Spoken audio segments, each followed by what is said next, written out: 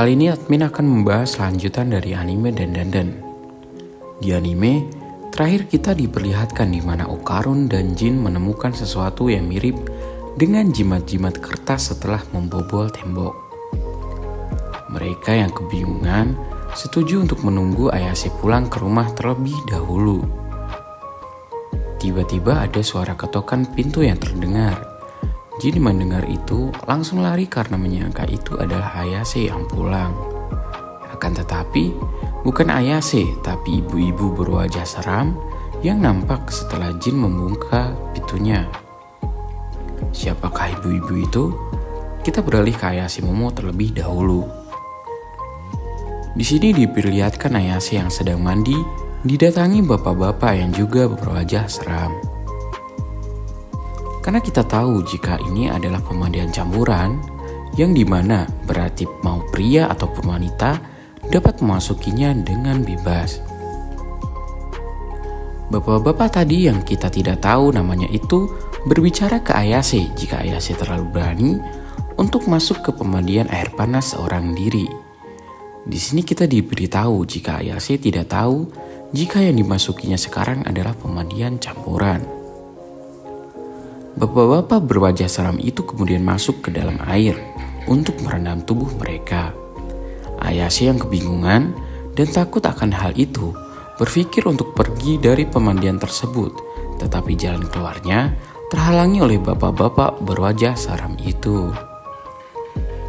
Sebelum sempat melaksanakan niatnya untuk pergi tersebut, bapak-bapak yang memiliki badan paling besar di situ mengajak bicara Ayase dan bertanya apakah Ayase tahu apa itu buaya. Ayase yang tidak tahu buaya yang dimaksud pun bertanya apakah yang dimaksud buaya adalah buaya binatang melata. Kemudian bapak-bapak itu menjelaskan bahwa buaya yang dimaksud olehnya bukanlah binatang melainkan seseorang yang datang di pemandian campuran ketika ada wanita tanpa busana mandi di pemandian campuran. Buaya yang dimaksudnya adalah buaya darat. Di sini terlihat kelima bapak-bapak tersebut mendekati Ayase dengan muka penuh nafsu. Ayase yang kebingungan apakah dia bisa mengalahkan mereka menggunakan kekuatannya pun terbesit akan suatu perkataan atau bisa kita sebut pepatah. Jika kita mengalahkan pemimpin dari kawanan serigala, maka serigala yang lain akan kabur karena pemimpin kawanan tersebut telah dikalahkan.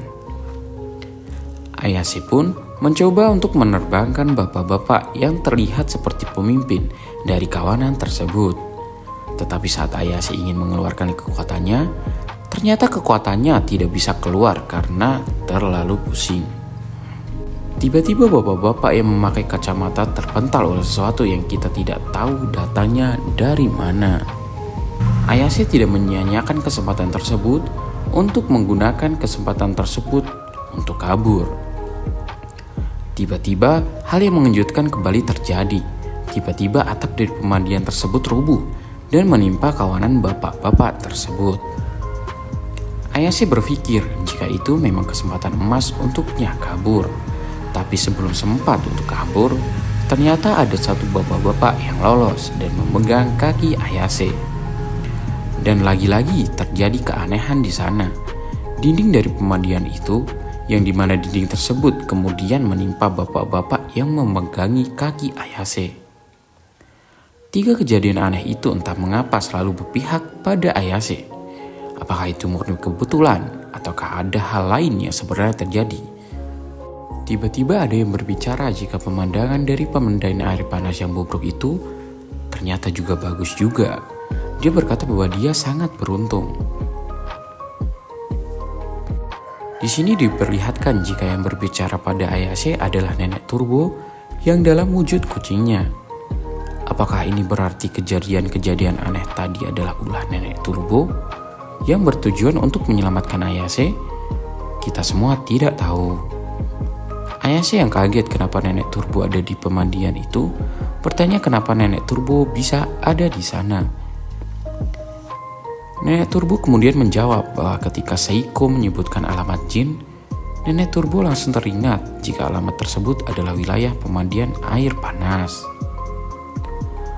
Apakah Nenek Turbo merasakan adanya bahaya dan khawatir kepada Ayase, dan Okarun kemudian diam-diam ikut dengan cara masuk ke dalam tas Ayase? Entah, karena seperti yang kita tahu, Nenek Turbo memiliki sifat tsundere yang dimana malu-malu kucing. Bapak-bapak yang tertimpa kejadian aneh tadi pun bertanya-tanya kenapa bisa pemandian itu roboh. Pada saat yang sama, datang orang-orang yang nampaknya seperti petugas keamanan yang terlihat akan mengamankan 5 bapak-bapak itu. Petugas itu nampaknya berpikir jika robohnya pemandian tersebut adalah ulah bapak-bapak tersebut. Di sini kita tahu bahwa bapak-bapak itu adalah keluarga Kito. Di jalan perjalanan pulang, Ayase mengucapkan terima kasih kepada Nenek Turbo karena telah menyelamatkannya. Berbicara tentang rumah jin, saat Ayase bertanya kesan Nenek Turbo terhadap rumah si jin, Nenek Turbo yang merupakan roh tingkat tinggi pun menganggap rumah itu berbahaya karena di sana terdapat aura yang haus akan darah manusia.